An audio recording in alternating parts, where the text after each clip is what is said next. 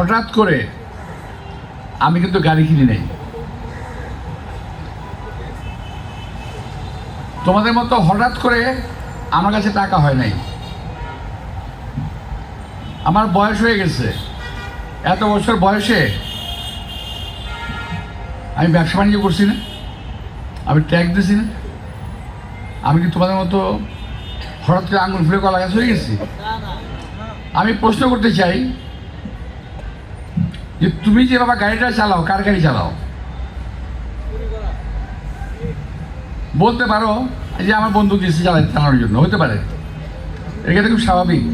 কারণ তোমাদের মতো লোকদের বাপের কিছু থাকে না, শ্বশুরের থাকে। সব শ্বশুরবাড়ির সব শ্বশুর দেয়। তো ভাই, আমরা অর্জন করেছি, আমাদের অর্জনকে বিদ্রূপ করো না, অর্জনকে সম্মান করো।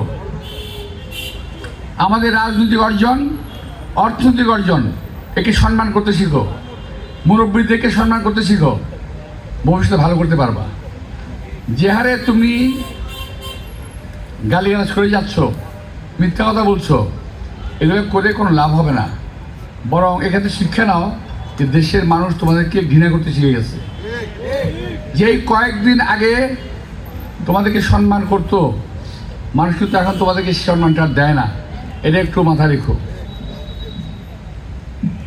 এটা একটু মাথায় রাখবা। কিছু হলে মির্জা আব্বাসের দোষ। আরে ভাই, তুমি যত কথা আমার বিরুদ্ধে বলতেছো, সকালবেলা ঘুম থেকে উঠে যদি ফজর নামাজ পড়ে থাকো, পরও যদি ওই একবারে আল্লাহর নাম নাও, আবার এসার সময় গিয়া এসা পর্যন্ত মির্জা আব্বাসে বদনাম করো, এর মধ্যে আর কোনো কথা নাই। সারাদিন মির্জা আব্বাস, আমার কিন্তু লাভ হচ্ছে, আমার প্রচারটা ভালো হচ্ছে। আমার 100 কর্মী যে প্রচার করতো, তুমি একলা আমার 1000 কর্মী প্রচার করে দিও। অনেক ধন্যবাদ তোমাকে, অনেক ধন্যবাদ। আরো বলো, বেশি করে বলো।